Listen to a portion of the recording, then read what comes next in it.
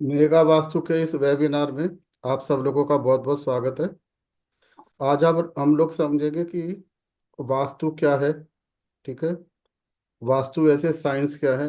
वास्तु को कुछ लोग मिथ वगैरह समझ लेते हैं कि वास्तु मिथ है, इससे क्या होगा। इस तरह की चीजें लोगों के दिमाग में आ जाती हैं। तो वी विल सी कि वास्तु इस तरीके से एक साइंस है, फुल फ्लैश एक साइंस है, और मनुष्य के जीवन को कैसे ये प्रभावित करती है। हर मनुष्य के जीवन को प्रभावित करती है, चाहे वो किसी बिल्डिंग में रहता हो, चाहे वो ऑफिस में बैठा हो, चाहे वो फैक्ट्री में रहता हो। जिस भी बिल्डिंग में वो कोई भी इंडिविजुअल बैठा हुआ है, वो यूनिवर्स के साथ जो उसकी कनेक्टिविटी बनी रहती है, वो बिल्डिंग के थ्रू होती है। ओके। तो ये आज हम चीज को समझेंगे। तो मैं शुरू करता हूँ। रिकॉर्डिंग का बटन आ रहा है ना सबको?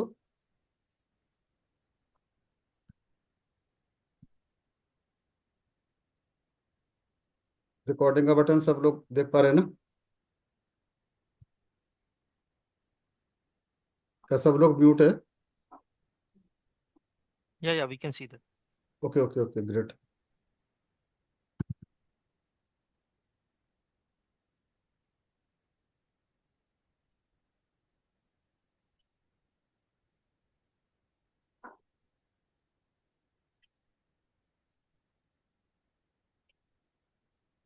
Can you all see the PPT on your screen? Can you see Lord Ganesha? Yeah. Okay. देखिए, मैं अभी ये किसी को म्यूट नहीं किया है। अगर ज़्यादा शोर शराबा होएगा तो मैं म्यूट कर दूंगा सबको। पर जब सेशन का एंड होगा उसके बाद I will take the questions, you don't have to worry for that. Okay.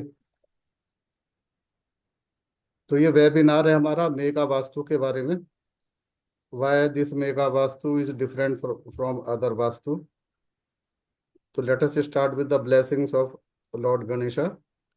Vakratunda महाकाय सूर्यकोटि समप्रभा निर्विघ्नं कुरु मे देव सर्व कार्येषु सर्वदा। ये मैं अपने हर बैच में लोगों से बोलता हूँ, हर वेबिनार में बोलता हूँ कि हमको जो भी एस्ट्रोलॉजी में, वास्तु में, ऑकल्ट साइंस में अपनी जर्नी आरंभ करनी है, नया चैप्टर शुरू करना है, we should always take the blessing of Lord Ganesha. देखिए, वैसे भी सनातन धर्म में जो लॉर्ड गणेशा है, ये विघ्नों को हरने वाले हैं, और हर कार्य को सफलतापूर्वक बिना किसी विघ्न और बाधा के कार्य को सफल बनाने में गणेश भगवान जी का आशीर्वाद चाहिए होता है। ऑकल्ट साइंस में गणेशा का ब्लेसिंग और भी ज्यादा आवश्यक है, क्योंकि जो भी एस्ट्रोलॉजी है, कोई भी एस्ट्रोलॉजी है, आप बोलो टैरो है, आप बोलो न्यूमरोलॉजी है, या हमारा फुल फ्लैश वैदिक एस्ट्रोलॉजी है, केपी एस्ट्रोलॉजी है, वास्तु है, एस्ट्रो वास्तु है, कुछ भी ऑकल्ट साइंस में सब कुछ हमारा निकल के आता है। उ- उसकी जो रेमेडीज आती हैं, उसके यंत्र आते हैं, मंत्र आते हैं, तंत्र आते हैं, सब कुछ अथर्ववेदा से निकल के आते हैं। अथर्ववेदा के जो डीटी हैं वो भगवान श्री गणेश हैं।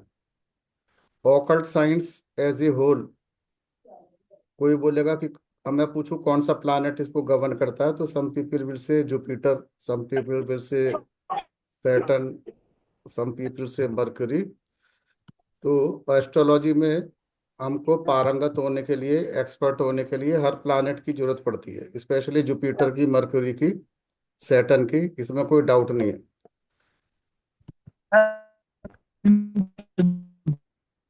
अभी कोई क्वेश्चन ना पूछे, अभी कोई क्वेश्चन ना पूछे प्लीज।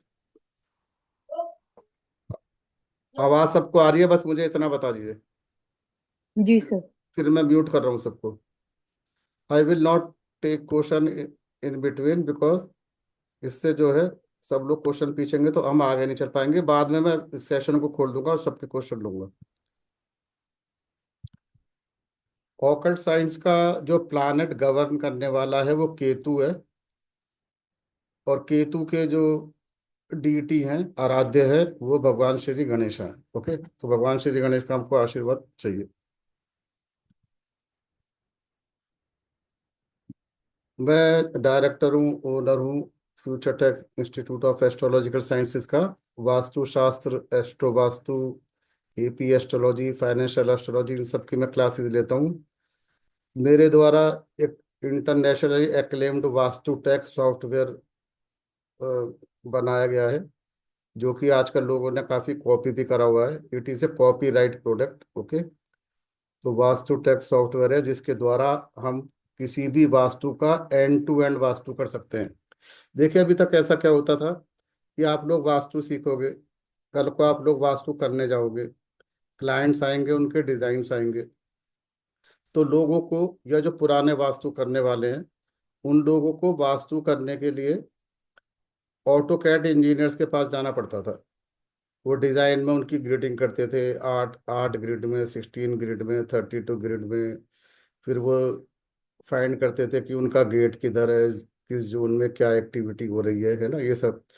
फिर बार ग्राफ वगैरह बनाना है, वो उनको मैनुअली करना पड़ता था। फिर भ्रमनाभि निकालना एक बहुत चैलेंजिंग टास्क है।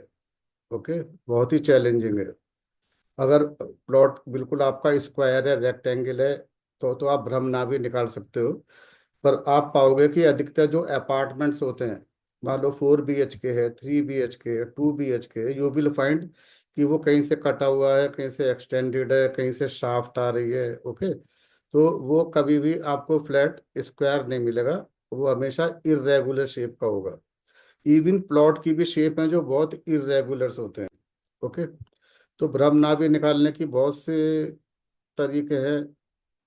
वैदिक एस्ट्रोलॉजी में अलग मेथोडोलॉजी है, और मॉडर्न वास्तु में there is another way to find a Brahmanabhi, and it is a very complex process.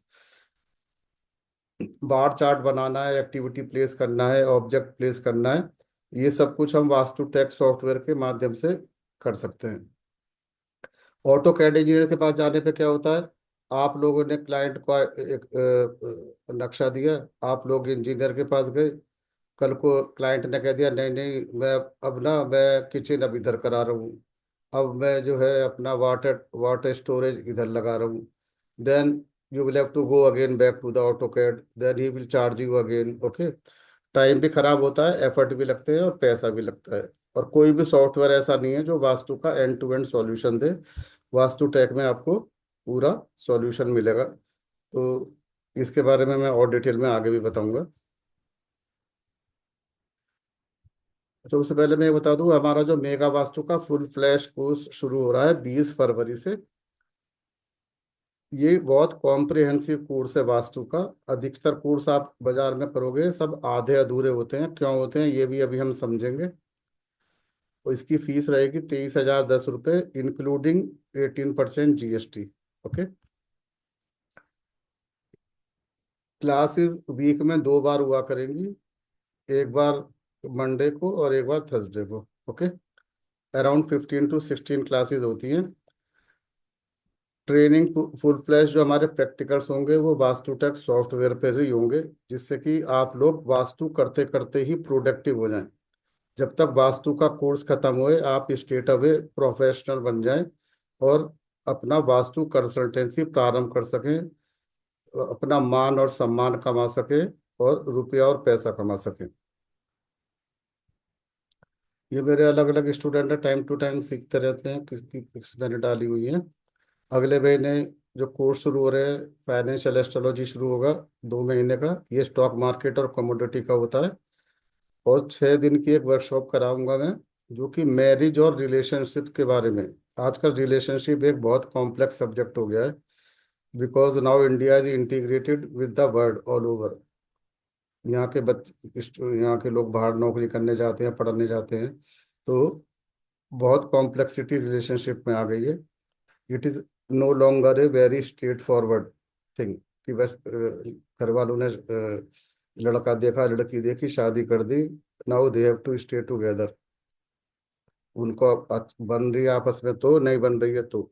अब ये रिलेशनशिप बहुत कॉम्प्लेक्स हो गया, तो आज के वातावरण में, आज के कॉन्टेक्स्ट में अलग अलग तरीके की चीज रिलेशनशिप को कैसे देखें, इसके बारे में हम ये वर्कशॉप है।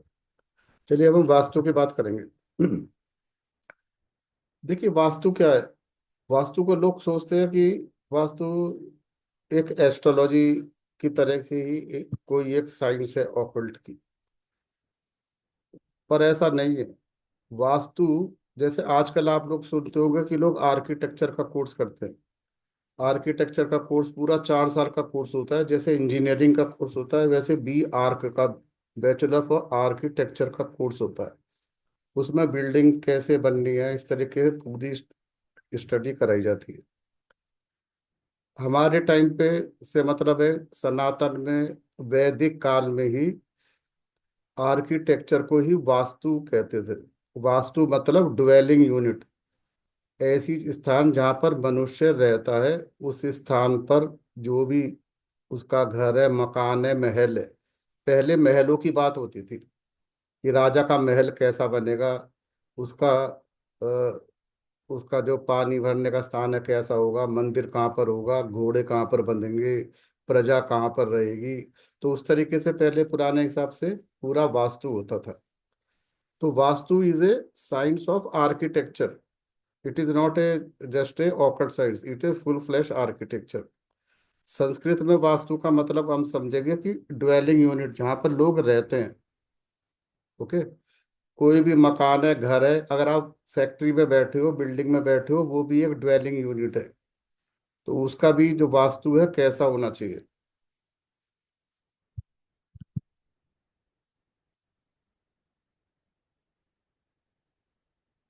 इसके बारे में जो हमारा वास्तु है बहुत पुराना है, वैदिक काल से चला आ रहा है। ओके। जो हमारे उपवेद है, वेद है, सब में वास्तु के बारे में दिया हुआ है कि राजा का महल कैसे बनना चाहिए, उसका शयन कक्ष कैसा होना चाहिए, सभागार कैसे होनी चाहिए।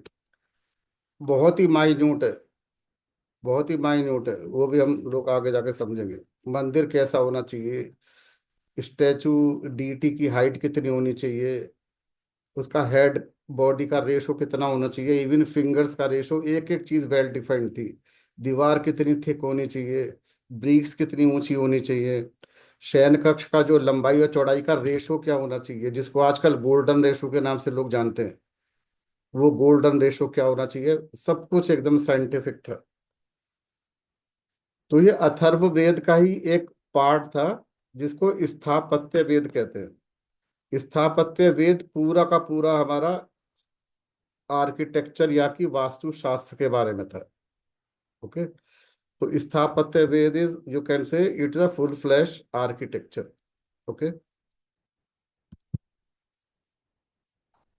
बल्कि हम ये बोलेंगे कि हमारा जो स्थापत्य वेद है वो आज के भी आर्किटेक्चर से ज्यादा एडवांस है। वो क्यों, आप कहोगे ऐसा कैसे हो सकता है। आज के टाइम पे हम ये देखते हैं कि दिल्ली में जैसे मकान बन रहा है तो यहाँ के नॉर्म्स के हिसाब से मकान बन जाएगा। दिल्ली दिल्ली डेवलपमेंट अथॉरिटी कहती है कि भाई इतने गज पे इतने फ्लोर का बन सकता है, इधर आपको गेट रखना पड़ेगा, इतनी स्ट्रीट पार्किंग रखनी पड़ेगी। तो उस हिसाब से आर्किटेक्चर बना देगा, भाई इधर इधर कमरा है, इधर शयन कक्ष है, इधर किचन है, इधर टॉयलेट है। ओके।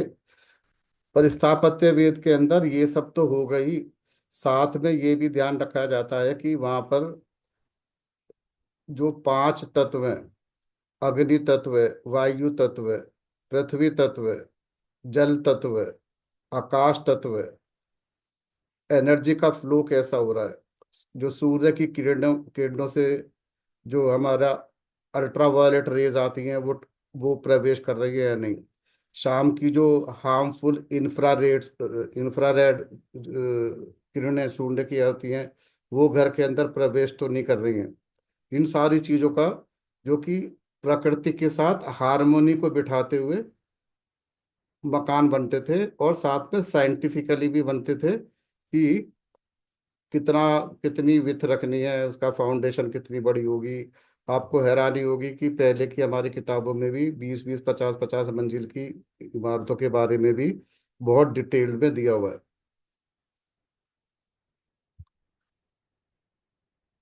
यहाँ तक कि हम अगर रामायण और महाभारत आप लोगों को याद होगा, रामायण को भी हम को भी ऐसा माना जाता है कि ये पूरा वास्तु पे, रामायण का जो महल था महाराज दशरथ का, वो भी पूरा वास्तु पर ही आधारित था।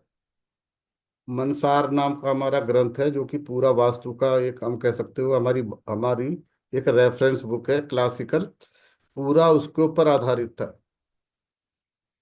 आप सब लोगों ने महाभारत की कथा सुनी होगी। महाभारत की कथा हुई थी। और उसके बाद महल के अंदर बुलाया गया था, है ना। तो दुर्योधन एक जगह पानी समझ रहा था, तो वो पानी नहीं था, वो उससे बच के निकल रहा था। और एक जगह दुर्योधन सीधा चलता चला गया, जो कि वहाँ पानी भरा हुआ था। ओके। और उसको देखकर ऊपर से द्रौपदी की हंसी छूट गई थी, और जो कि एक महाभारत का एक कारण बना था। ओके। तो पूरा का पूरा महल जो था वो पूरा वास्तु के हिसाब से ही बना हुआ था। इतना पुराना हमारा वास्तु है, या आर्किटेक्चर है। इसके बारे में हमें बहुत सी पुस्तकों में मिलेगा। स्कंद पुराण, अग्नि पुराण, मत्स्य पुराण, ओके, गरुड़ पुराण, सब में इसके बारे में, वास्तु के बारे में हमको रेफरेंसेस मिलते हैं।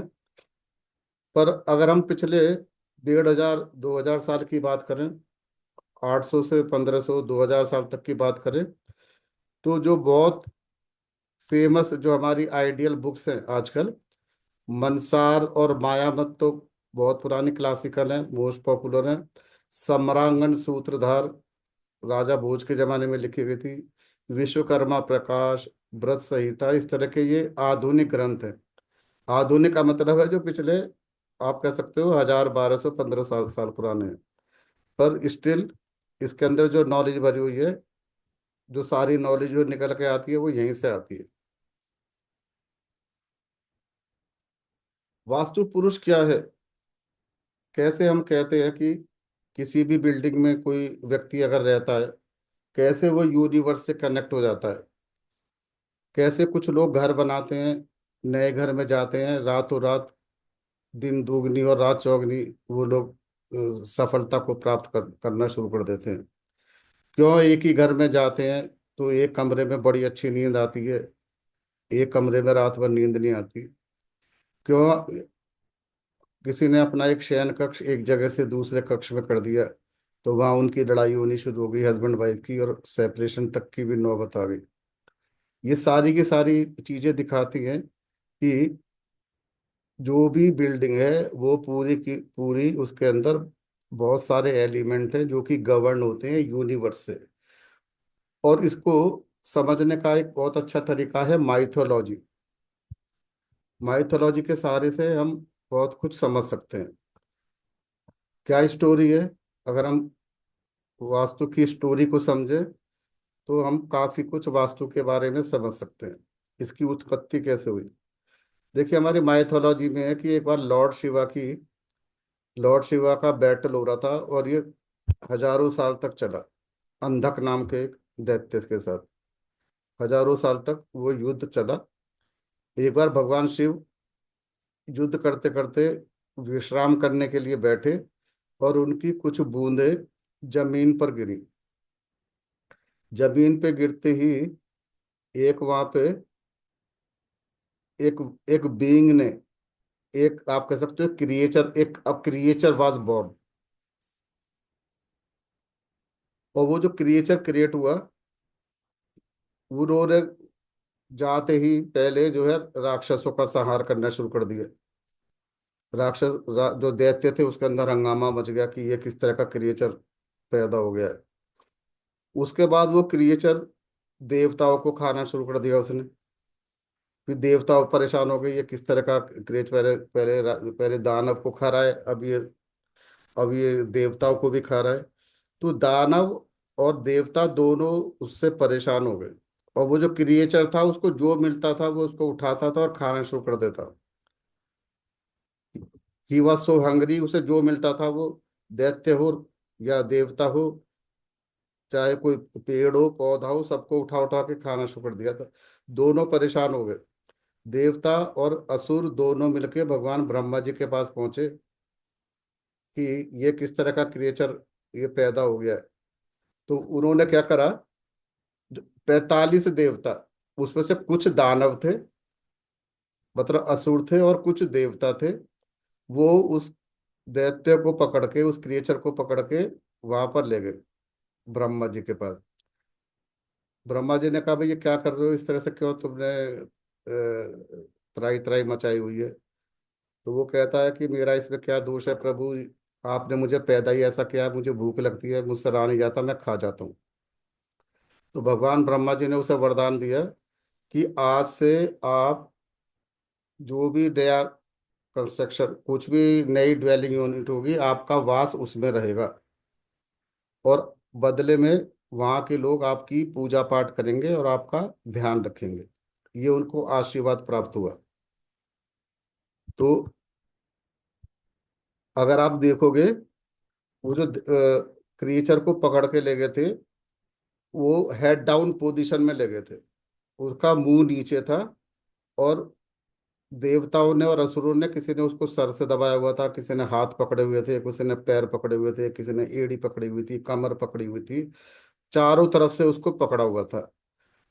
तो वो क्रिएचर हर बिल्डिंग के अंदर, चाहे वो छोटी हो चाहे बड़ी हो, चाहे वो राजा का महल हो, चाहे वो छोटी सी कुटिया हो, चाहे वो एक एक कमरे का छोटा सा मकान हो, हर जगह जो भी बाउंड्री बनेगी, मकान बनेगा, उसके अंदर वास्तु पुरुष का वास ऑटोमेटिक हो जाएगा। और वास्तु पुरुष उसमें चंद्र घट प्रतिबिंब के आधार पर उस जगह पर विराजमान हो जाते हैं। चंद्र घट प्रतिबिंब मतलब, जैसे कि चंद्रमा, आप एक एक कटोरी पानी लोगे, उसमें भी चंद्रमा की पूरी इमेज दिखाई देती है। एक समुद्र में जाओगे, वहां भी चंद्रमा पूरा दिखाई देता है। एक नदी पे जाओगे, वहां भी पूरा दिखाई देता है। तो ऐसे ही जो वास्तु पुरुष है, उस क्रिएचर को ही वास्तु पुरुष कहते हैं। नॉर्थ ईस्ट की तरफ हेड करके और अपने पैर साउथ वेस्ट में करके वो हर भूमि के अंदर विराजमान रहते हैं। 45 देवता, जिसमें कि असुर हैं और देवता हैं, वो भी ऐसे के ऐसे ही हर बिल्डिंग में विराजमान रहते हैं। आप कहोगे भाई ये तो हमें तो दिखते नहीं, ऐसा कैसे होगा? वो एनर्जी फील्ड के रूप में विराजमान होते हैं। वो जो 45 देवता है, अलग अलग देवता है, अलग अलग उसके अंदर असुर हैं, राक्षस भी हैं, देव भी हैं, देवियां भी हैं।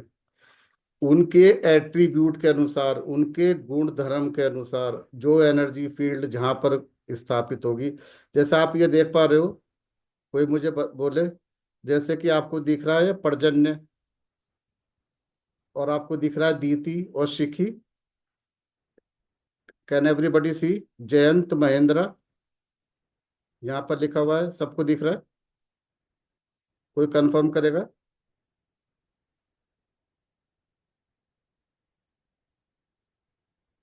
हेलो? अच्छा अच्छा, मैं वो करता हूँ, 1 मिनट।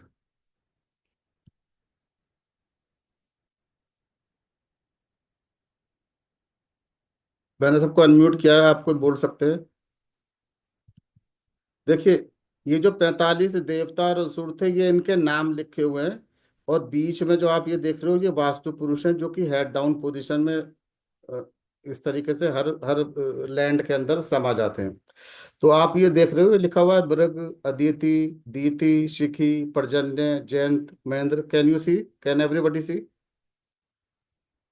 यस जी सर। सर।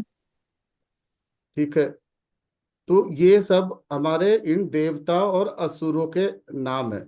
ओके, तो आप देख सकते हो, अदिति ने वास्तु पुरुष को कान के पास से पकड़ा हुआ है, शिखी ने सिर से दबाया हुआ है, यम ने देखो, यम ने पैरों से दबाया हुआ है। तो ये 45 देवता, ये 45 एनर्जी फील्ड है।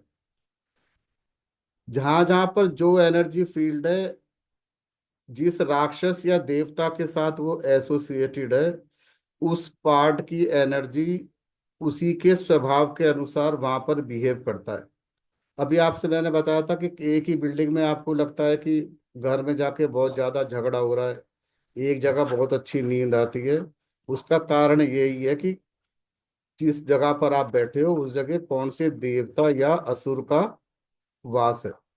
ओके, ये बहुत डिटेल में कोर्स में पढ़ेंगे, मैंने आपको जस्ट एक इंट्रोडक्शन दिया है। मेगा वास्तु जो हमारा 20 से शुरू होगा, उसके अंदर देखिए क्या क्या चीजें रहेंगी। देखिए, वास्तु के बहुत तरह के कोर्स आजकल होते हैं। कुछ लोग क्लासिकल वास्तु कराने वाले तो बहुत कम लोग हैं। और महाराष्ट्र में, गुजरात में, या जो सीरियस वास्तु कंसल्टेंट हैं वो क्लासिकल वास्तु जरूर यूज करते हैं, पर आजकल अनफॉर्चुनेटली क्लासिकल वास्तु ना करा के सिर्फ ये करा देते हैं कि तत्व का बैलेंस कैसे होगा।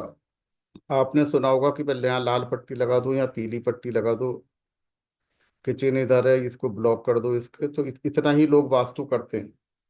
जबकि अगर हम क्लासिकल वास्तु नहीं लेंगे, वास्तु शुरू हो जाता है जब कोई व्यक्ति जमीन खरीदता है। जमीन की मिट्टी कैसी है, जमीन जमीन की शेप कैसी है, जमीन पे कोई वीथी शूल तो नहीं है, वहां कोई सड़क आके खत्म तो नहीं हो रही, क्या वो एल शेप पे है, क्या वो टी शेप पे है, क्या वो सिंहमुखी है, क्या वो स्क्वायर है, क्या वो रेक्टेंगल है, क्या वो ट्रायंगल है, क्या वो आगे से कटा हुआ है, क्या उसका साउथ वेस्ट बढ़ा हुआ है। वो लैंड देख के परचेज करते हुए ही वास्तु आरंभ हो जाता है। उस लैंड के ऊपर बनने वाला मकान उस ओनर को किस तरह के रिजल्ट देने वाला है, वो जमीन देखते ही आपको पता लगना शुरू हो जाता है। उसके बाद जब उसके अंदर कंस्ट्रक्शन होगी, क्या वो जो कंस्ट्रक्शन हो रही है वो भी वास्तु कंप्लायंट है, क्या किचन उस डायरेक्शन में है जिस डायरेक्शन में होनी चाहिए, क्या उस डायरेक्शन में है जहाँ पे उसको प्लानट सपोर्ट कर रहे हैं, क्या उस डायरेक्शन में है जहाँ पे उसको 45 एनर्जी फील्ड है, किचन वाली डायरेक्शन में जो एनर्जीज चाहिए वो वहाँ पर है, क्या डस्टबिन ऐसे स्थान पर रखा है जहाँ पर वो एनर्जी फील्ड रखा है। कोई घर, कोई लैंड, कोई घर की कंस्ट्रक्शन अगर वास्तु कंप्लायंट है, घर का टॉयलेट्स वहां पर है जहाँ होने चाहिए वास्तु के हिसाब से, किचन वहां है जहाँ होनी चाहिए, मास्टर बेडरूम वहां है जहाँ होना चाहिए वास्तु नॉर्म से, और उस घर के तत्व भी बैलेंस है। जल तत्व बैलेंस है, पृथ्वी तत्व बैलेंस्ड है, वायु तत्व बैलेंस्ड है, पृथ्वी तत्व बैलेंस्ड है, आकाश तत्व बैलेंस्ड है। उस घर में सफलता, धन, शोहरत, संतान, सब जगह से उसको सहायता मिलती है और वो दिन दूनी रात चौगनी तरक्की करता है। जिस घर के अंदर वास्तु कंप्लायंट नहीं है, एक्टिविटी गलत डायरेक्ट ऐसे जोन में है जो कि उसको ग्रह सपोर्ट नहीं कर रहे हैं, या ऐसी एक्टिविटी ऐसी जगह पर है जहाँ की एनर्जी उस एक्टिविटी के अगेंस्ट है, वहां पर अगर कोई कमरा बना के रहेगा तो वो अच्छा फील नहीं करेगा, डिप्रेशन फील कर सकता है, एंजाइटी फील कर सकता है, उसके अंदर शक करने की आदत पैदा हो सकती है ना। तो इस तरह की बहुत सारी चीजें अलग अलग हो सकती है, पर वो हम जब ही इन चीजों को समझ सकते हैं जब हम एंड टू एंड वास्तु करें। जमीन कैसे खरीदनी है से लेके मकान बनने तक और मकान में एंट्री के मुहूर्त तक पूरी साइकिल अगर हम करेंगे तो हम अपने क्लाइंट को बहुत अच्छा रिजल्ट दे सकते हैं। तो इसके अंदर हम वैदिक वास्तु के बारे में पूरा समझेंगे। ओके, देखिए वास्तु में एक बड़ी पॉपुलर सेइंग है, स्पेशली वैदिक वास्तु में, दिशा बदलोगे तो दशा बदलेगी। मतलब अपने घर के अंदर अगर आपने अपनी एक्टिविटी की दिशाएं सही डायरेक्शन में कर दी, जैसे मास्टर बेडरूम साउथ वेस्ट में होना चाहिए आपने वहां बना दिया, किचन साउथ ईस्ट में है बना दी, तो व्यक्ति की दशा बदल जाएगी। मतलब वो उसकी जो परेशानियां हैं, परेशानियां दूर होके, उसके ऑब्स्टेकल दूर होके वो जो है सुखमय जीवन व्यतीत कर सकता है। ये तो मैंने आपको दो जस्ट एग्जाम्पल दिए। दूसरा मुख्य चीज है, आपने भूमि का चयन कर लिया, एक्टिविटी सही प्लेस कर दी, ऑब्जेक्ट सही प्लेस कर दिए, उसके बाद हर घर के अंदर तत्व होते हैं। दुनिया की कुछ भी दुनिया का कोई भी आइटम हो, चाहे वो प्लैनेट्स हो, चाहे लिविंग बीइंग हो, चाहे पेड़ पौधे हो, चाहे मेटल हो, हर चीज दुनिया में पांच तत्वों से बनी है। जल तत्व, वायु तत्व, अग्नि तत्व, पृथ्वी तत्व और वायु तत्व। आप कहोगे कि भाई ये तो पेड़ है, ये पौधा है, ये आदमी है, ये सब एक से कैसे हो सकते हैं। अब आप पेड़ को जला दीजिए, है ना, वो राख में बदल जाएगा, राख में सब में वही है। ठीक है, तो हर चीज इन पांच तत्वों से ही बनी है।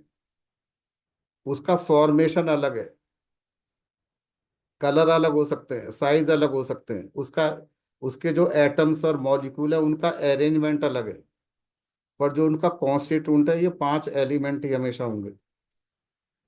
और ये पांचों एलिमेंट हमेशा बैलेंस होने चाहिए। हमारी जो बॉडी है वो भी 5 तत्वों से बनी है। हम जी बिल्डिंग में रहते हैं वो भी 5 तत्वों से बनी है। इसमें कोई भी इम्बैलेंस नहीं होना चाहिए। तत्वों में इम्बैलेंस है तो भी उस जो भी बिल्डिंग है उसमें रहने वाले लोगों के जीवन में कठिनाइयां आएंगी। जो तत्व इम्बैलेंस है उस तत्व से रिलेटेड प्रॉब्लम आएंगी। अग्नि तत्व इम्बैलेंस हो गया तो कैश आना बंद हो जाएगा, रुपए पैसे की किल्लत हो जाएगी, कितना भी काम कर ले।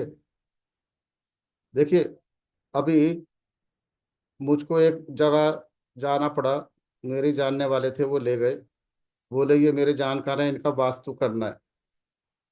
बाहर से उनका मकान देखा, 3 मंजिला, अंदर मर्सिडीज खड़ी थी, BMW, बड़ी बड़ी गाड़ियां खड़ी थी। तो उसका मकान मैंने बाहर से देखा, कंपास, मैंने कहा ये तो इस बंदे पे तो पैसे, खाने के भी पैसे नहीं होंगे। तो वो था, दीक्षित जी कैसी बात कर रहे हो, आप देख नहीं रहे हो इसकी गाड़ियां, देख रहे हो ऐसे ऐसे, इसके 2 मकान हैं और इस पे गाड़ियां हैं, इसकी फैक्ट्री है। मैंने कहा इस पे खाने को भी लाले पड़ रहे होंगे। साउथ ईस्ट के अंदर पूरा का पूरा दोष बाहर से ही दिखाई दे रहा था।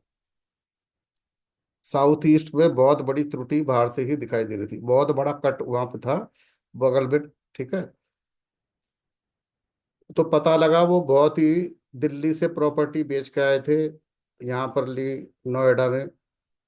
और सारी फैक्ट्रियां उनकी बंद होने के कगार पे थी, लोन बहुत ज्यादा था। और जो उसका ओनर था उसको रात भर नींद नहीं आती थी, जाग जाग के, और डर डर के जिंदगी निकाल रहा था। तो वास्तु के लिए बुलाया हुआ था। ओके। तो अब किसी का पृथ्वी तत्व इम्बैलेंस है, उसकी जिंदगी अनस्टेबल हो जाएगी। ओके।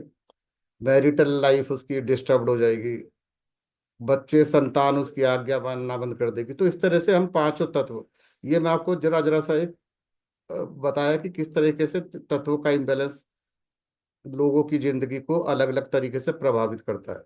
तो ये तत्वों के बैलेंस के बारे में हम अच्छे से सीखेंगे।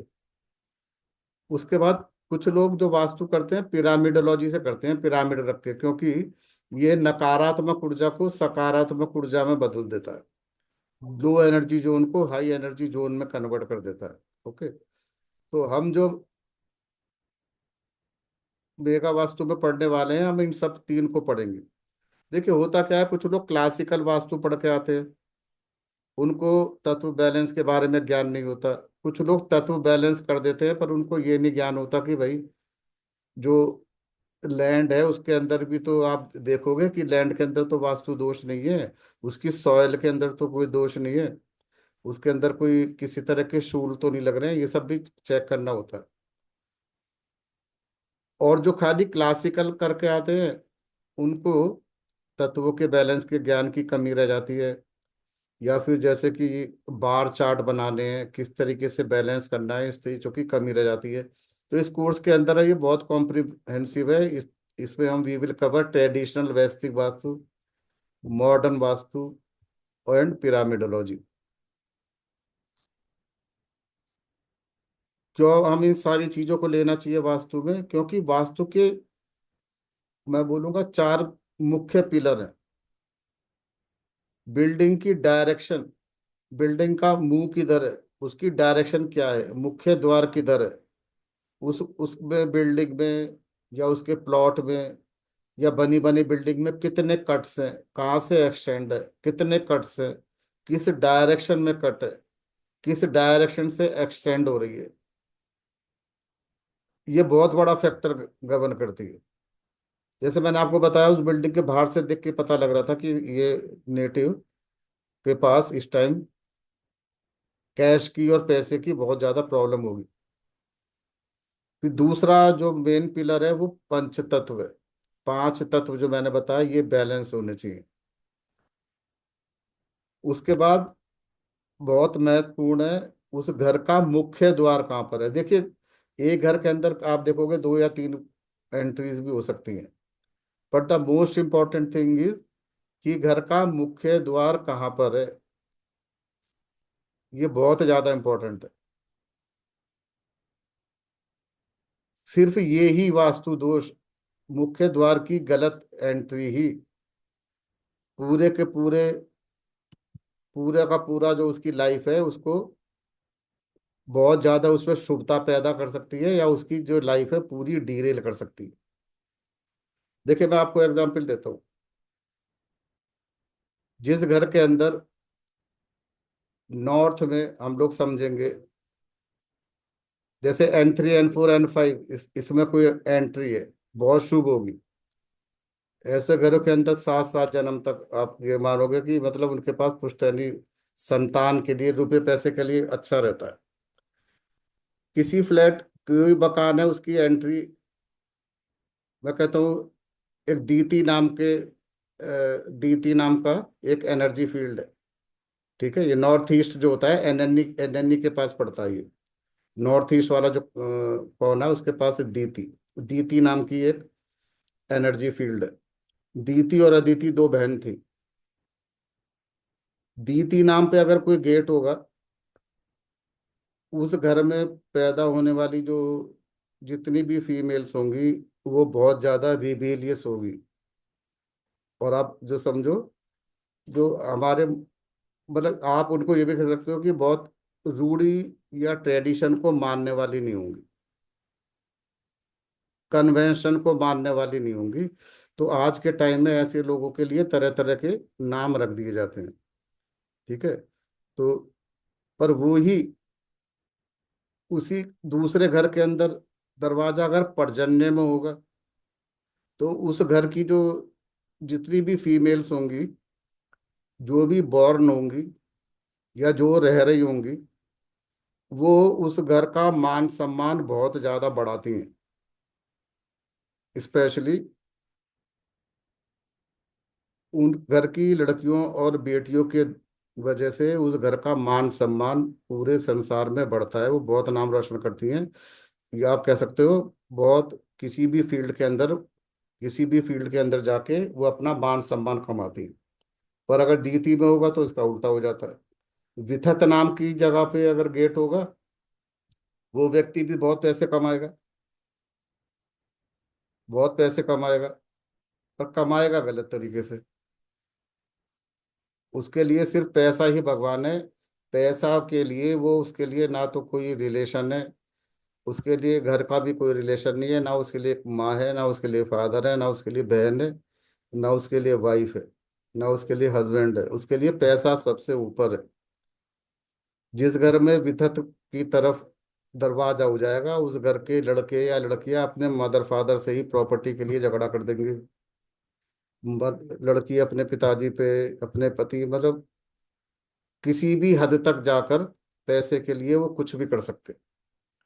तो अलग अलग एनर्जी फील्ड, ये क्यों क्यों ये कारण बन रहा है, वहां दीति के एनर्जी से इन्फ्लुएंस हो रहे हैं, या विथत नाम का जो दैत्य है उसके नाम से, उसके नाम से जो एनर्जी फील्ड की वजह से वहां का जो एट्रीब्यूट है उसी तरीके से इन्फ्लुएंस कर देता है। अच्छा, इस कोर्स में हम लोग वास्तु टेक नाम का जो सॉफ्टवेयर मेरा ही बनाया हुआ है, उसके पर भी हम लोग प्रैक्टिस करेंगे। इसका ग्लिम्स लेना चाहोगे या उसको मैं स्किप कर दूं अभी?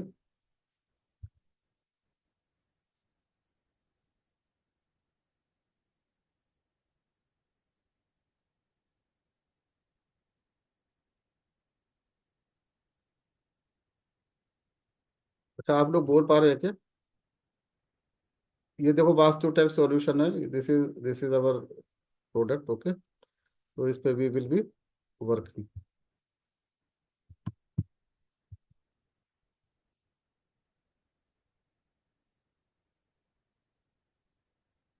जिस बिल्डिंग के अंदर साउथ वेस्ट बड़ा हुआ होता है, मैंने आपको बताया था ना, प्लॉट लोगे, प्लॉट के अंदर भी कोई कोना बड़ा हुआ है, जिस घर के अंदर साउथ वेस्ट, प्लॉट का साउथ वेस्ट बड़ा हुआ, उन लोगों को आर्थिक हानि, कोई नौकरी कर रहा होगा, नौकरी बार बार उसका छुटना, उस पे मान सम्मान डिफेमेशन होना, हेल्थ की प्रॉब्लम होना, बार बार दुर्घटना होना, इस तरह की चीजें उसकी लाइफ में होती रहती हैं।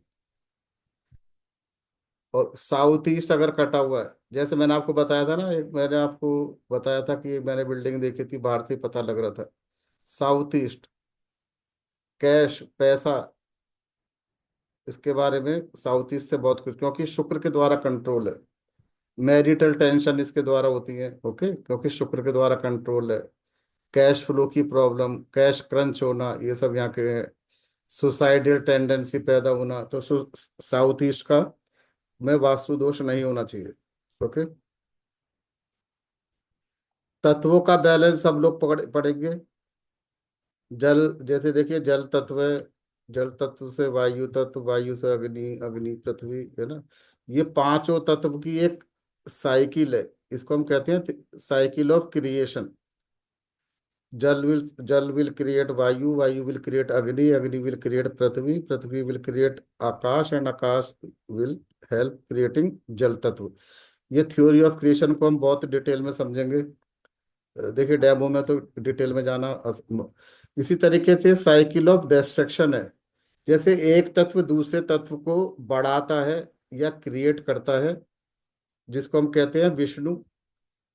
और ये साइकिल ऑफ डिस्ट्रक्शन है, एक तत्व दूसरे तत्व की हानि कर रहा है, डिस्ट्रॉय कर रहा है, ये शिव का रूप है। तो जैसे जल तत्व है, ये अग्नि तत्व को समाप्त करता है, डिस्ट्रॉय करता है। अग्नि तत्व आकाश को डिस्ट्रॉय कर देता है। ओके। तो मतलब यह है कि अग्नि तत्व की कोई भी चीजें अगर आकाश तत्व वाली डायरेक्शन में है तो उस डायरेक्शन में हानि पहुंचाएगा। तो इसका वास्तु के अंदर बहुत ज्यादा प्रभाव है। ओके। जैसे एग्जाम्पल मैं देता हूँ, देखिए जैसे जल तत्व है, जल तत्व नॉर्थ के साथ एसोसिएटेड है। नॉर्थ व्यक्ति का प्रोग्रेस, व्यक्ति का धन, धान्य, ये सब जो चीजें नॉर्थ डायरेक्शन से आती है। वहां का एलिमेंट भी जल तत्व है। ओके। और अग्नि तत्व, ये उसका कैश, कैश वगैरह इस तरह की चीजें हैं। जल तत्व, अब अग्नि तत्व, ठीक है, अग्नि तत्व हमारा चला गया जल तत्व में, मतलब किचन चली गई नॉर्थ में। ऐसे लोगों को क्या होगा, जल तत्व उसकी अग्नि तत्व को खत्म कर देगा। ऐसे घर के अंदर आप पाओगे कि कैश की भयंकर प्रॉब्लम हो जाएगी। ओके। सेम वे अगर ये वायु, जल तत्व अगर इधर पहुंच जाता है अग्नि तत्व में, ओके, या जैसे पृथ्वी तत्व है, देखिए पृथ्वी तत्व जल तत्व को खत्म करता है। पृथ्वी तत्व मतलब येलो कलर की चीज है, कोई ब्रास के आइटम, ओके, इस तरह की चीजें अगर नॉर्थ में पहुंच जाती हैं तो क्या करेगा ऐसा व्यक्ति, ऐसे व्यक्ति को पैसे आने में प्रॉब्लम होने लगती है। ऐसे लोगों को का जो, जहाँ भी उसका जॉब है उसमें प्रोग्रेस करने में उनको प्रॉब्लम होने लगती है। तो ये सारी एलिमेंट हैं। कुछ एलिमेंट होते हैं, हर एलिमेंट अपने अगले एलिमेंट को क्रिएट करता है, हेल्प करता है। और हर एलिमेंट अपने अगले से अगले वाले एलिमेंट को डिस्ट्रॉय करता है। You can relate it to Lord Shiva.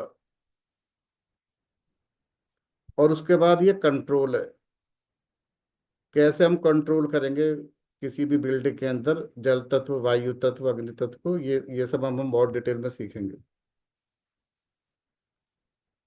उसके बाद मैंने आपको तीसरा पिलर बताया था, जोन, 16 जोन। देखिए कोई भी हमारा जो बिल्डिंग है उसको हम 16 जोन में डिवाइड कर सकते हैं।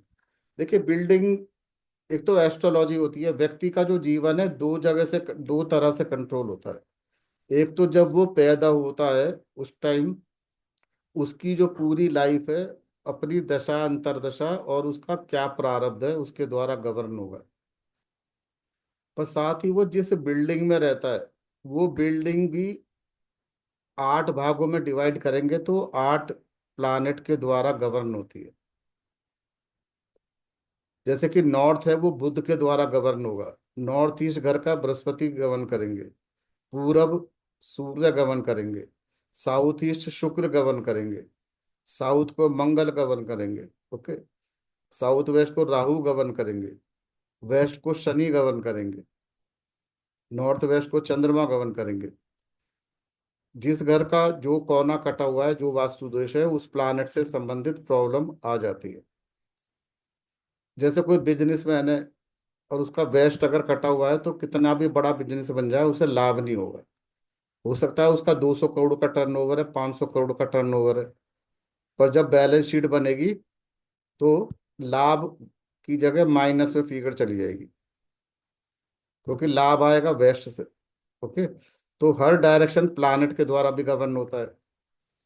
फिर हर हर हाउस 45 एनर्जी फील्ड से भी गवर्न होता है। और व्यक्ति लगातार जिस बिल्डिंग में, जिस एनवायरनमेंट में रहता है, उस हिसाब से उसका सबकॉन्शियस इन्फ्लुएंस होता रहता है। देखिए, आप लोगों को घटना पता है, पहले क्या होता था? राजाओं के महल में कोप भवन होते थे, याद है किसी को? जैसे जैसे महाराज दशरथ थे, आए थे, कैकेयी कोप भवन में थी, तो राजा दशरथ समझ गए कि आज कैकेयी नाराज हैं, परेशान है। यस और no? Everybody knows? Everybody knows?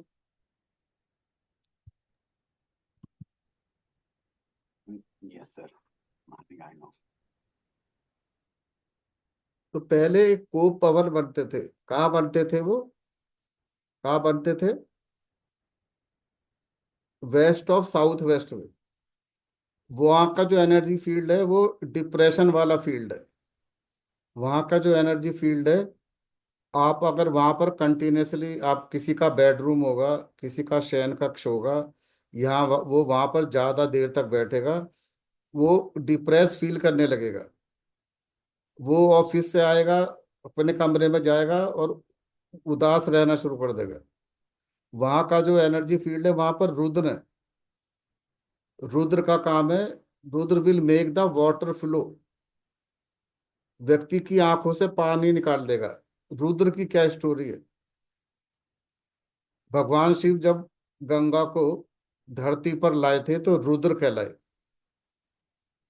जिन्होंने की गंगा का फ्लो धरती पर लेके आए। तो Rudra is the energy which makes the water flow. कोई व्यक्ति वहां पर रहेगा तो उसको कोई ना कोई अपनी पुरानी ऐसी बात याद आ जाएगी। कोई कोई पता लगा उसकी बचपन में किसी ने बेइज्जती करी है, या 5 साल पहले किसी ने उसको थप्पड़ मार दिया, या किसी ने उसकी किसी वजह से इंसल्ट हो गई, किसी वजह से वो कभी ह्यूमिलेट हुआ है। वो बातें उसको याद आना शुरू होंगी और वो डिप्रेशन में रहने लगेगा। वो ही व्यक्ति अगर ईस्ट नॉर्थ ईस्ट में उसका शयन कक्ष है, वहां की एनर्जी उसको रिजुविनेट कर देगी। He will start feeling happy. इसलिए घर में जो आप क्या पाओगे कि घर के अंदर जो लिविंग रूम होता है, जहाँ पे फैमिली के लोग बैठते हैं, we as a vastu consultant always advise them to at least sit for some hours और spend some time together in east of north east. वहाँ की जो एनर्जी फील्ड है वो पॉजिटिविटी लाती है। दो भाइयों में, बहनों बहनों में, भाई बहन में कभी कभी थोड़ी बहुत तकरार हो गई या कुछ हो गई, वहां बैठेंगे सब दूर हो जाती है, तो कहेंगे यार चलो, छोटा भाई है, क्या बात हो गई, चलता रहता है। बड़ी बहन है, डांट दिया तो क्या बात हो गई। इस तरह के विचार वहां पर आएंगे। और वहां पर हमेशा एंटरटेनमेंट होगा, टीवी होगा, और लोग आपस में हंसी मजाक करेंगे। ये जोन की बात कर रहा हूँ। अगर हम एक बिल्डिंग को 16 भागों में बांट दें, तो हर भाग के अंदर कुछ ग्रुप ऑफ एनर्जीज फील्ड आ जाते हैं। उनका जो कलेक्टिव इन्फ्लुएंस होता है, व्यक्ति वहां पर जब जाएगा तो उसी तरीके से उसका सबकॉन्शियस प्रभावित होना शुरू हो जाता है। देखिए, अब हम ये कोना देख रहे हैं, ईस्ट ऑफ साउथ ईस्ट। ये डिस्कवरी का जोन है, एंजाइटी का जोन है, चर्निंग का जोन है।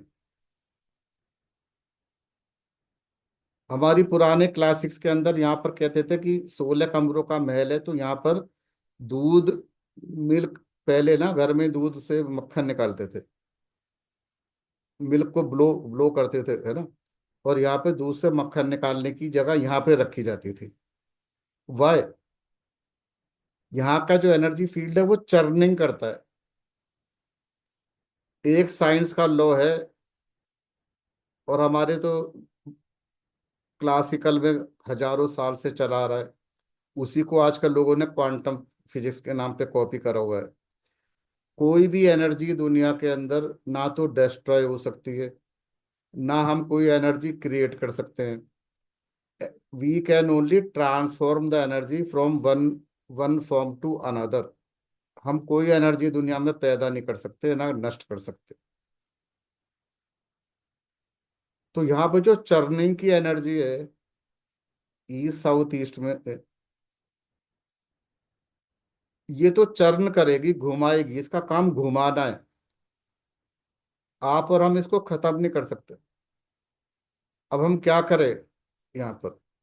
हम यहाँ पे मिक्सी रखें, कोई ऐसी चीज रखें जो उसको घुमाती रहे। पर आपने अगर यहाँ पे बेडरूम बना दिया,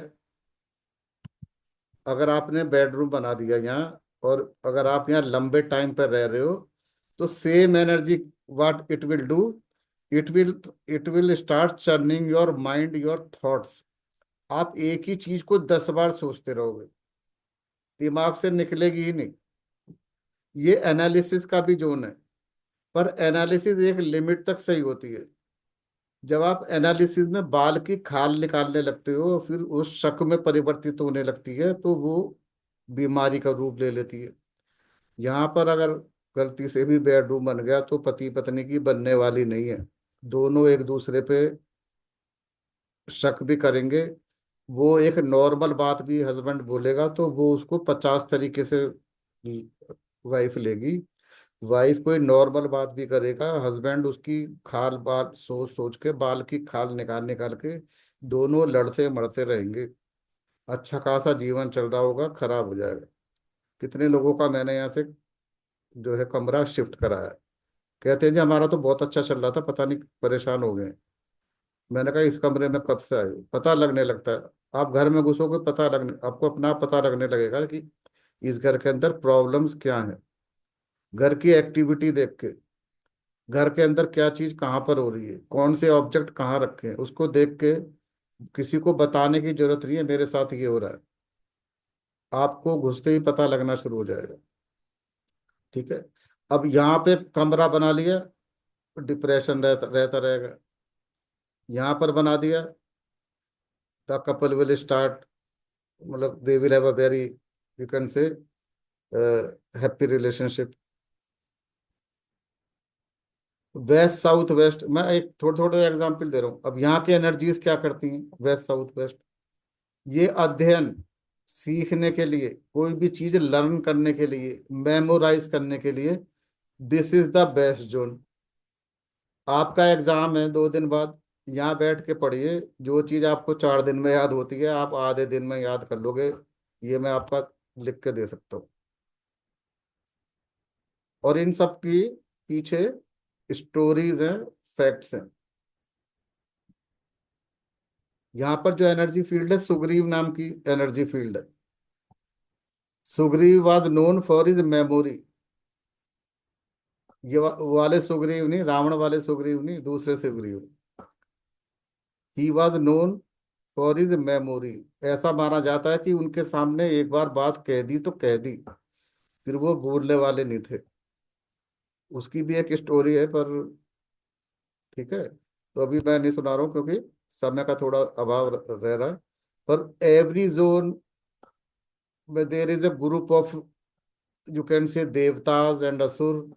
उनकी उनकी गुण धर्म के आधार पर ही हर जोन का एक एक एनर्जी फील्ड का एक बिहेवियर होता है। और आप जिस फील्ड में खड़े होगे, वैसा ही आपका सबकॉन्शियस इन्फ्लुएंस होना शुरू हो जाता है। ओके। साउथ साउथ वेस्ट में ये energy is use to waste. South south west के अंदर, if someone is sitting, or someone is putting any of his stuff like wealth, he is consciously or subconsciously sending the signal to the universe that he no longer needs these things. वो इसके लिए waste. तो वास्तु के द्वारा अगर हम ये समझ लेते हैं कि कौन सी एनर्जी फील्ड कैसा बिहेवियर करते हैं, उस एनर्जी फील्ड के हिसाब से अगर हम अपनी एक्टिविटी अपने लाइफ स्टाइल को कर लेते हैं तो हमारी लाइफ बहुत हार्मोनियस हो जाती है। हमको सफलता बहुत कम एफर्ट के साथ मिलती है। पर अगर हम अपनी एक्टिविटी ऑब्जेक्ट्स को और घर के डिजाइन को against the vastu laws, against the vastu norms, against the energy field बनाया हुआ है, तो हर फील्ड में जो जो चीज का इम्बैलेंस है वहां वहां उसको बहुत ज्यादा बाधाओं का सामना करना पड़ता है। ये हम बहुत डिटेल में पढ़ेंगे। ये मैंने आपको just gave you some glimpses.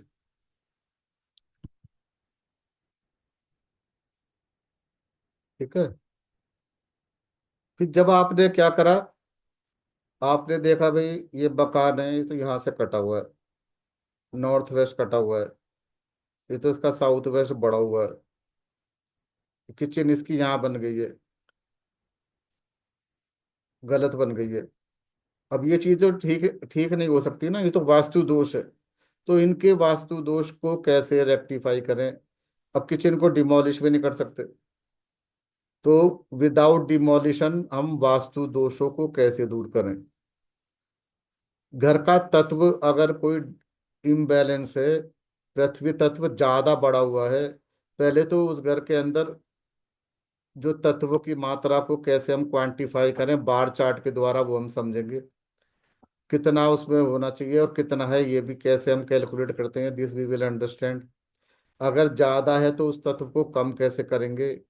देखिए हमारी बॉडी है, हमारे बॉडी के अंदर पांचों तत्व बैलेंस में 66% करीब जल होता है। उससे ज्यादा जल हो जाएगा तो भी प्रॉब्लम है, उससे कम है तो डिहाइड्रेशन हो जाएगा। 98.4 फ़ारेनहाइट हमारा टेम्परेचर होना चाहिए। 100 डिग्री हो जाएगा तो हम रेस्टलेस हो जाएंगे। 96 डिग्री हो जाएगा फ़ारेनहाइट तो भी हम प्रॉब्लम हो जाएगी। तो हर तत्व हमारा जो है बैलेंस होना चाहिए। उसी प्रकार से हर बिल्डिंग का तत्व भी बैलेंस होना चाहिए। तत्व अगर बैलेंस में है, एक्टिविटी बैलेंस में है, वास्तु दोष है, वास्तु दोष को हमने ठीक कर दिया तो लाइफ हार्मोनियस हो जाएगी। कैसे कैसे आप वास्तु दोष दूर कर सकते हो? डायरेक्शन प्लानेट, मंत्र, यंत्र, तंत्र, एलिमेंट बैलेंसिंग, बहुत से साइंस होते हैं, है ना, बहुत से सिंबल्स होते हैं, जेम्स होते हैं। तो इस तरीके से कैसे हम इसको दूर करें? तो वास्तु दोष दूर करने की कितनी रेमेडीज हैं, ये बहुत बहुत कुछ हम समझेंगे। देखिए हमने भी कभी वास्तु सीखा था, 2-3 जगह वास्तु सीखा, पता लगा कि ये तो भी आधा अधूरा हुआ है, इससे तो काम हो नहीं रहा है। जब वास्तु करने जाते थे तो हमें लगता था कि भाई हम क्लाइंट को पूरी सर्विस नहीं दे पा रहे हैं। फिर 2-3 जगह से सीखा, फिर जब अलग अलग क्लाइंट अलग अलग प्रॉब्लम बताते थे तो, क्योंकि क्लाइंट तो सीधा अपनी प्रॉब्लम बताएगा, तो दो तरह की प्रॉब्लम रहती है। एक तो वास्तु बिल्डिंग के अंदर वास्तु दोष हैं जो एविडेंट है। फिर दूसरा कोई क्लाइंट कह रहा है कि मेरा बिजनेस चल रहा है, मुझको ऑर्डर पहले बहुत मिलते थे, अब मुझे ऑर्डर रिपीट नहीं होते, मेरी सेल नहीं हो रही, मेरी दुकान पे लोग तो बहुत आते हैं पर देख दाख के चले जाते हैं, खरीदता कोई नहीं है, पहले तो बहुत खरीदते थे, मेरी बेटी की शादी नहीं हो रही, 35 साल की हो गई, मेरे बच्चे कहना नहीं मानते, नौकरी बार बार छूट जाती है, एक्सीडेंट बहुत होते हैं, एक्स्ट्रा मैरिटल चल पड़ा है हस्बैंड का, क्या करें, बहुत परेशान हो गए, पति पत्नी की बनती नहीं है, इतनी मेहनत करते हैं, पूरे साल लगे रहते हैं और उसके बाद भी। और ये पुरुष की महिला की दोनों की प्रॉब्लम हो सकती है, प्रोफेशनल लाइफ में भी हो सकती है, घरेलू जिंदगी में भी हो सकती है। कोई डोमेस्टिक हाउसवाइफ कह सकती है मैं इतना काम करती हूँ तो भी मुझे कोई क्रेडिट नहीं देता, और 10 तरह की बातें सुनाते हैं। अगर वो काम भी करती है तो वो कह सकती है कि मैं ऑफिस में इतना काम करती हूँ, नोबडी गिव्स मी क्रेडिट, मेरा प्रमोशन तो दूर, मुझको जो है एक प्रॉब्लम हो गई उसके लिए मुझे रेस्पॉन्सिबल बना दिया, स्केपगोट बना दिया, जबकि किसी और की गलती थी। सब ये वास्तु दोष के कारण होते हैं। तो सब्जेक्ट वाइज जैसे जितनी आपको मैंने चीजें बताई, देखिए डायरेक्शन फॉल्ट, एक्सटेंशन और कट है, गलत डायरेक्शन में एलिवेशन है, मतलब मकान कहीं से ज्यादा उठा हुआ है, झुकाव कम है, वीथी शूल है, शेप ऑफ द प्लॉट है, रेशो जो प्लॉट का है ना, लंबाई चौड़ाई का, वो आयादी के अनुरूप रूप नहीं है, किचन गलत डायरेक्शन में बन गई, टॉयलेट गलत चला गया, बेडरूम, सीढ़ियां गलत डायरेक्शन में बन गई, एंटी क्लॉकवाइज बन गई, कितने स्टेप्स होने चाहिए, स्टोर गलत डायरेक्शन में बन गया। तो कोई भी एक्टिविटी ऑब्जेक्ट गलत है, वो कैसे ठीक करें? ये तो वास्तु दोष हो गए। दूसरा, क्लाइंट की सब्जेक्ट वाइज कि क्लाइंट को प्रॉब्लम क्या है। क्लाइंट कह रहा है मुझे कुछ नहीं, मुझे तो ये बताओ कि भाई मेरे क्लाइंट कैसे बने, मुझे और कोई दिक्कत नहीं है, बच्चे खुश है, बच्चे मेरी इज्जत करते हैं, मैरिटल लाइफ बढ़िया है, बिजनेस में क्लाइंट नहीं आ रहे, बस मेरी ये प्रॉब्लम है। तो इसको कैसे रेक्टिफाई करोगे, एड्रेस करेंगे? ठीक है, क्लाइंट आ रहे हैं, खरीद नहीं रहे, नई अपॉर्चुनिटी नहीं मिल रही, नौकरी के अंदर प्रमोशन नहीं हो रहा, नई नौकरी नहीं मिल रही। ठीक है, मकान बेचने जा रहे हैं, 2 करोड़ का बेचा था, खरीदा है, अब तो 1.5 करोड़ का भी नहीं बिक रहा है, क्या करें? बिक ही नहीं रहा, पहली बात तो लोन ले रखा था, बैंक वाला सिर पे बैठा रहता है, पैसा फंसा पड़ा है, उधार दे दिया था 50 लाख रुपए, वापस नहीं आ रहा। इस तरह की जो प्रॉब्लम है, इसको कैसे हम वास्तु की सहायता से दूर कर सकते हैं? सबका लिंक कहीं ना कहीं वास्तु से हो जाता है। ठीक है ना, कंसीव करने में प्रॉब्लम है, मिस कैरेज हो जाता है बार बार।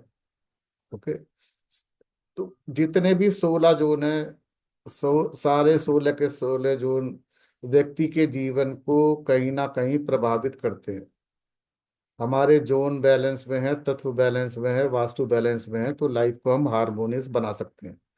तो उसको हम कैसे, वास्तु को दोष को पकड़े, कैसे दूर करें, कैसे हम सॉफ्टवेयर का यूज करके अपनी प्रोडक्टिविटी बढ़ा सकते हैं।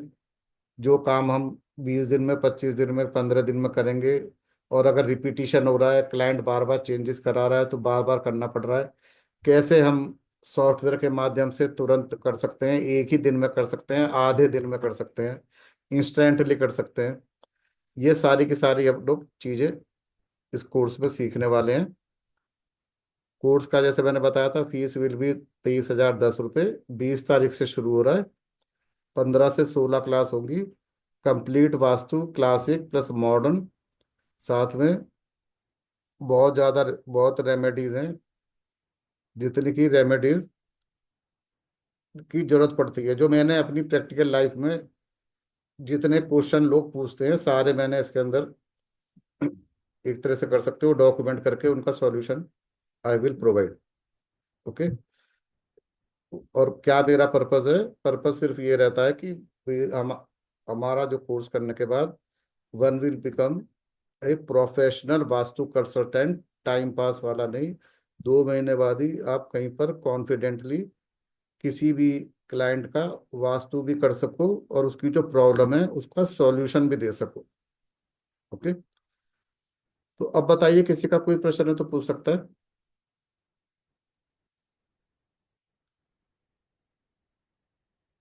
अभी मैं आपको एक सेकंड, मैं अभी म्यूट कर रहा हूँ सबको, और फिर जो हाथ हैंड रेज करेगा उससे मैं क्वेश्चन पूछूंगा।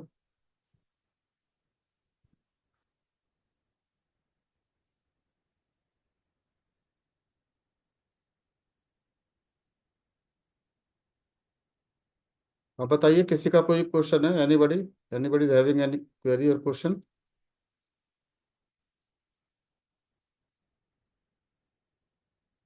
ठीक है, चलिए, क्वेश्चन नहीं है कोई बात नहीं है, पर कोर्स का मैंने आपको बता ही दिया। इसका वीडियो भी मैं ग्रुप में डाल दूंगा, जिसका मिस हो गया वो देख सकता है बाद में भी। और किसी का कोई भी क्वेश्चन हो, कोर्स का कंटेंट मंगाना हो, कोर्स के बारे में कोई भी क्वेरी है, तो मेरे से वो बात कर सकता है। ओके, अभी मैं एक लास्ट टाइम पूछ रहा हूँ, एक बार किसी का कोई क्वेश्चन है तो पूछ ले मेरे से, कोई भी क्वेरी हो। Okay, okay then everybody, good night, and thank you all for attending my session. See you on 20th। Good night.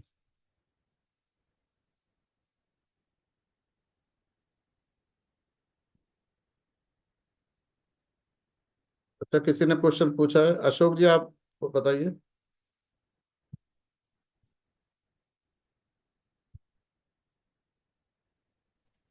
हाँ अशोक हाँ जी, सर, बताइए। हाँ हाँ सर, नमस्ते सर।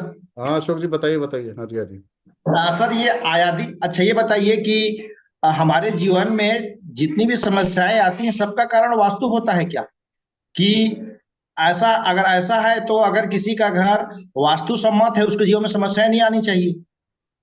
अरे भैया, जिसके जीवन में प्रॉब्लम आ रही है उसको वास्तु वाला घर मिलेगा ही नहीं, उसके दिमाग में विचार ही नहीं आएगा ये। मैं आपको एक बात बता दूं, जी लाइफ सर। के अंदर एक चीज, ये सब कुछ इंटरलिंक्ड है। जब व्यक्ति जी पैदा होता है, जी जब व्यक्ति पैदा होता है उस टाइम पे जो प्लानिटरी पोजीशन है उसके द्वारा उसका जीवन गवर्न होता है। उसका प्रारब्ध क्या लेके आया है अपने जी पिछले जन्मों के हिसाब से, पिछले जी कर्माज उसके जो अच्छे और बुरे हैं, अच्छे कर्मा का उसे क्या रिवार्ड इस जीवन में मिलना है, और जो उसने पिछले जन्म में जो भी बुरे कर्मास किए हैं, पिछले पिछले जो भी जीवन में बर्थ में, उसका जी जो उसको पनिशमेंट मिल रही है इस वाली लाइफ में, उसको कौन सी पनिशमेंट मिल रही है, कौन से रिवार्ड मिल रहे हैं, कौन से जीवन के और किस एज में मिल रहे हैं, सब कुछ निश्चित है। नंबर जी वन, सर। वो तो जी एस्ट्रोलॉजी से हो गया। जी और जब उसका टाइम अच्छा आता है तो उसका मकान अपने आप ही अच्छा हो जाता है। मकान भी उसको वो ही मिलेगा जो उसकी प्रारब्ध में है। मैं आप और उसका जब टाइम खराब होएगा तो अपने अच्छे भले मकान को खुद ही खराब कर लेगा। एग्जाम्पल देता हूँ, कोई आदमी का अच्छा टाइम चल रहा है, वो कहेगा अरे बच्चे बड़े हो रहे हैं, एक कमरा और ऊपर बना देता हूँ, है ना। पता लगा नॉर्थ ईस्ट के ऊपर कमरा बना दिया, दो कमरे बना दिए, और ठीक है अब इसका पानी का करूँ, अरे साउथ वेस्ट में नीचे गड्ढा करके पानी भर दिया, कर दिया वास्तु खराब अपना। क्या जी हुआ, यूनिवर्स से सिग्नल आ रहे हैं, उसको कुछ नहीं पता, उसको जी कुछ नहीं पता भाई को। और जब उसका अच्छा टाइम आ रहा होता है, what he she will do, ये सामने से डिस्टर्ब है, इधर भी तो मैं दरवाजा खोल सकता हूँ, अब इधर भी जी दरवाजा, अब उसको धन की दिक्कत है, चार हम्म, पांच साल 6 साल बड़ी धन की दिक्कत रही। जी अब उसका अच्छा टाइम आ गया, अच्छी दशा आ गई, जी ऐसे प्लानेट की दशा आ गई जो उसकी उसकी हॉरोस्कोप में दूसरे घर से और 11 घर से संबंधित है, मतलब अब उसको धन लाभ होने वाला है। ठीक है। उसकी दशा शुरू होने वाली है 2 महीने बाद। रात को लेटा है, अरे यार ये सामने वाला परेशान करता है, दरवाजा इधर से खोल देता हूँ, किस्सा ही खत्म हो जाएगा। पता लगा हम्म, N4 N5 में दरवाजा खोल दिया भाई ने अपने आप। जी N4 N5 का धन दरवाजा खोलने का मतलब एक अपॉर्चुनिटी उसने सीधी खोल दी धन आने की, ठीक है। अच्छा जॉब पाने की।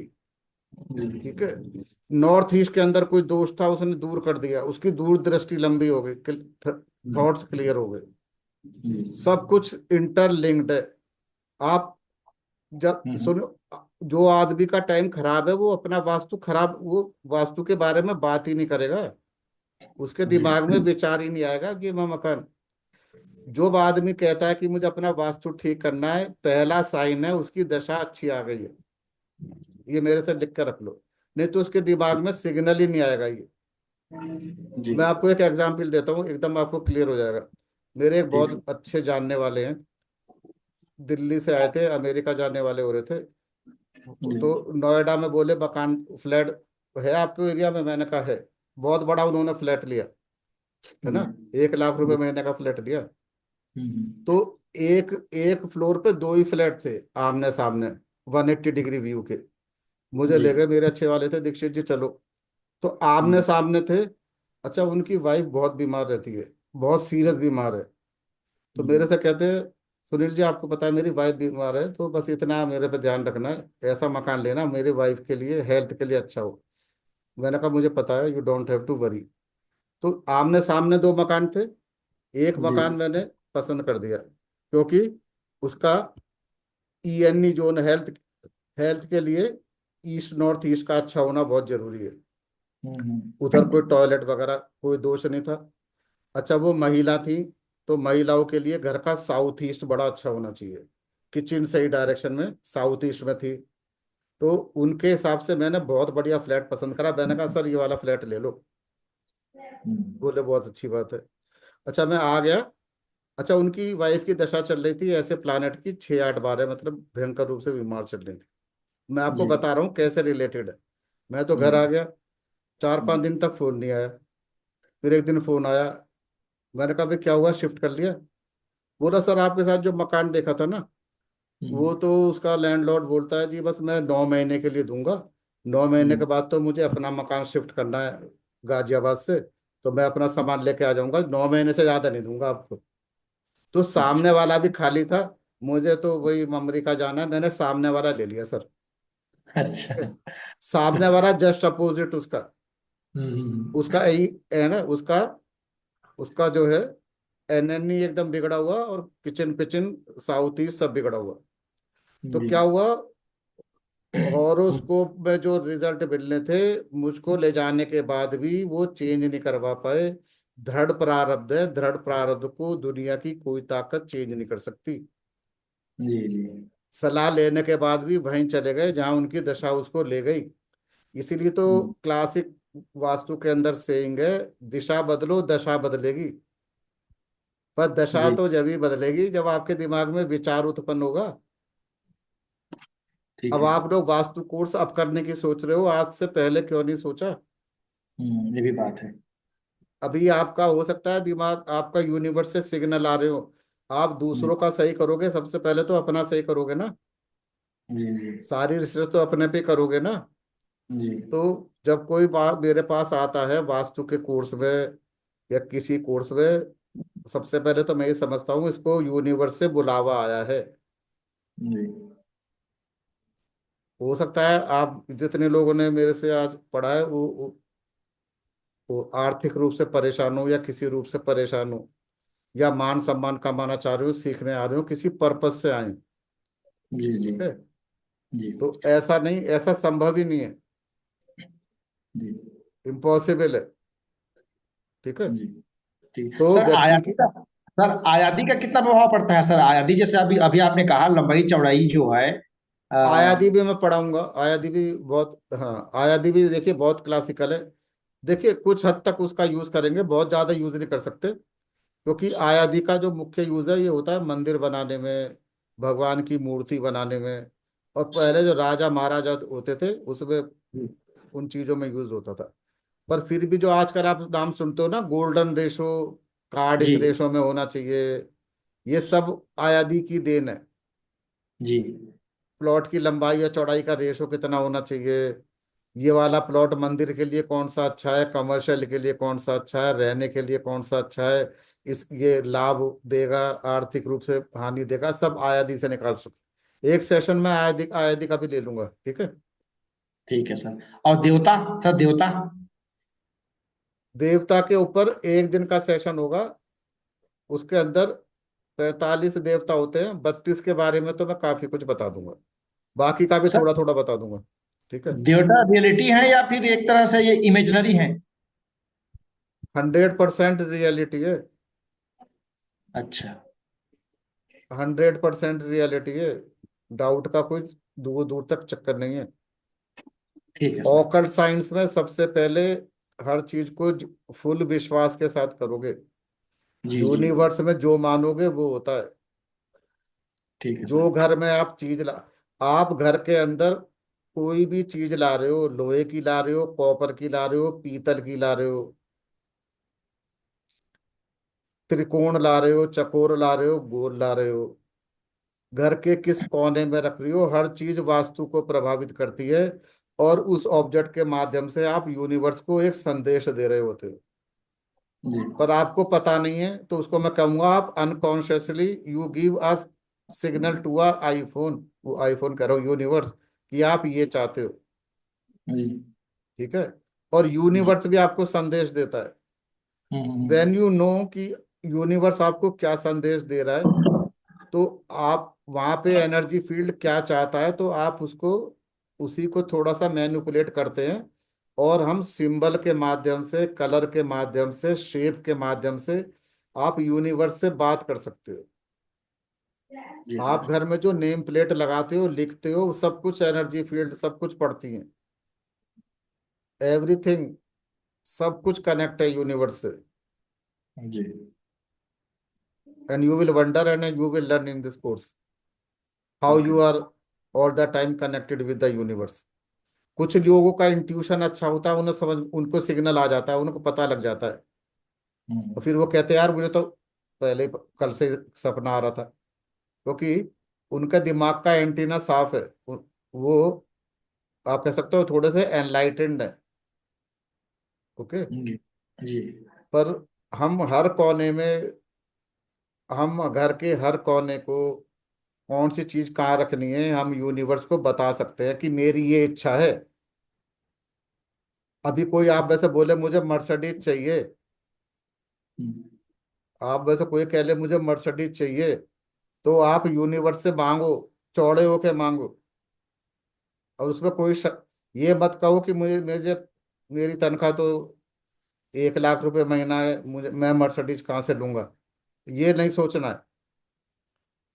ब्रेक, हमारा सबकॉन्शियस ही ब्रेक लगा देता है। आपको मर्सिडीज चाहिए तो चाहिए, आप घर में उस संदेश को कहाँ पे रखो जो आपको मर्सिडीज मिले। मैंने एक एग्जांपल लिया, आप कहो यार मैं 2 बेडरूम में गुजारा नहीं है, मुझे बड़ा मकान चाहिए 4 बेडरूम का, आप यूनिवर्स से मांगो, यूनिवर्स देने को तैयार बैठा भाई।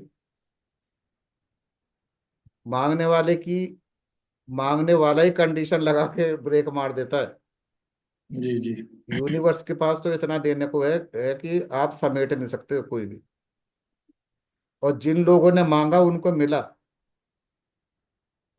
जिन लोगों ने मांगा उनको मिला, जिन लोगों ने मांगने पे ब्रेक नहीं लगाया उनको मिला, जिन लोगों ने मांगते हुए अपनी मांग को एक खास दिशा में रखा, खास दिशा में सोचा, मैनिफेस्ट किया, उनको मिला। जी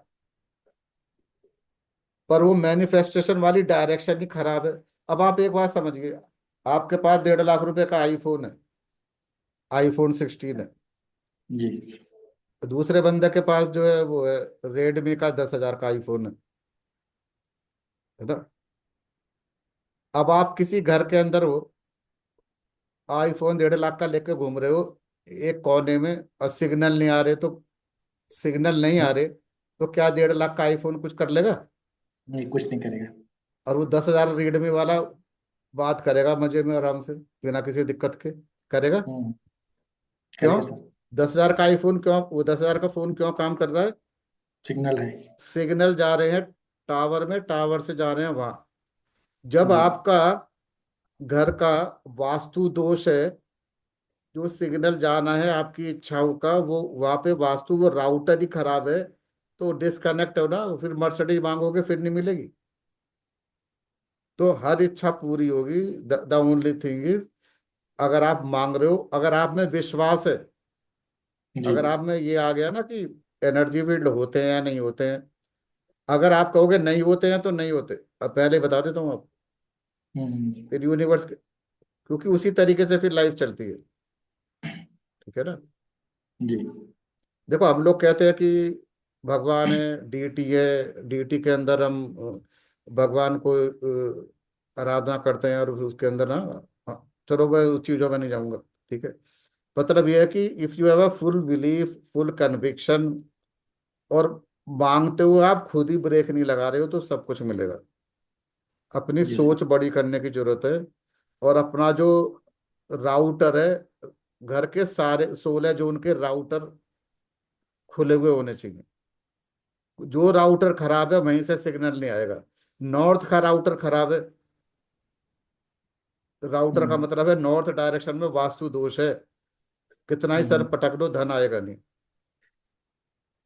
कितना ही सर पटक लो धन नहीं आएगा, ना नौकरी लगेगी।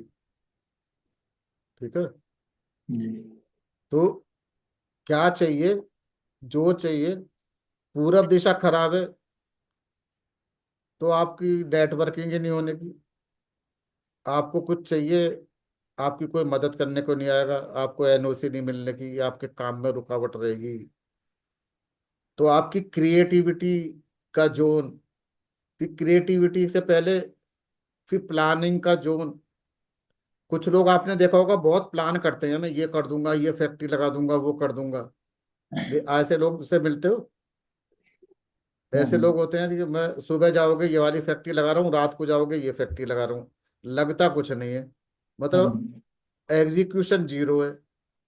तो प्लानिंग होनी चाहिए, एग्जीक्यूशन होनी चाहिए। एग्जीक्यूशन से पहले कोई चीज ऐसी नहीं एग्जीक्यूट हो जाएगी, उससे पहले सपोर्ट चाहिए।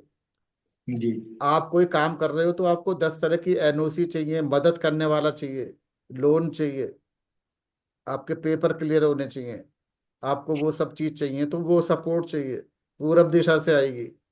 तो उन सब की भी दिशाएं भी हैं, प्लानेट भी हैं, एनर्जी फील्ड भी हैं। जब सारी चीज आपकी ट्यून्ड हो जाती है, then you will get what you want, one will get what you want. ठीक है ना? जी पर मिलेगा उतना जितना प्रारब्ध में है। फिर आप कहोगे कि हर एक क्यों नहीं मांग लेता, मांगेगा ही नहीं वो। उसके दिमाग में नहीं आने का कि मैं जी मर्सिडीज मांगू। हम्म, हर एक आदमी, मैं इतना समझा रहा हूँ, जब भी कोई नहीं मांगेगा, जी मैं समझा रहा हूँ, जब भी कोई नहीं मांगेगा, हम्म, और जब वो मांग लेगा तो उसे मिलेगी, पक्का मिलेगी, अगर वो डायरेक्शन उसने ठीक करी हुई है। ठीक है? जी और सर कोई चारों क्वेश्चन है किसी पुरुषार्थ का? सर चारों पुरुषार्थ के लिए कौन सा शेप, जमीन की कौन सी शेप होनी चाहिए? क्या? वास्तु से चारों पुरुषार्थ की सिद्धि होती है, उसके लिए किस शेप की भूमि होनी चाहिए? अरे चारों आयताकार? पुरुषार्थ तो चार ही लाइफ हो गई, मतलब 16 के 16 जोन फिट होने चाहिए। नहीं, सारे शेप तत्व, सारे तत्व होने वर्गाकार, चाहिए। वर्गाकार या आयताकार, रेक्टेंगुलर या वो स्क्वायर? पर्पस अलग है। जमीन गोल अलग काम के लिए यूज होती है, आयताकार अलग अलग के लिए यूज होती है ना? हेक्सागोनल अलग काम के लिए यूज होती है। पर्पस क्या है? ठीक है ना? ये मोक्ष इतना डिटेल मोक्ष में, इतना डिटेल में हम कोर्स में मोक्ष पढ़ेंगे। ठीक मोक्ष है? मोक्ष के लिए कौन सी भूमि? अरे मोक्ष के लिए कौन सी है, कमर्शियल के लिए कौन सी है, ये सारी चीजें कोर्स में, सारा कोर्स ही थोड़ी कर लोगे अशोक जी आज। ठीक है सर, ठीक है, पर ओके। हर चीज, हर लैंड की शेप मोक्ष के लिए कौन सी अच्छी है वो भी देखेंगे।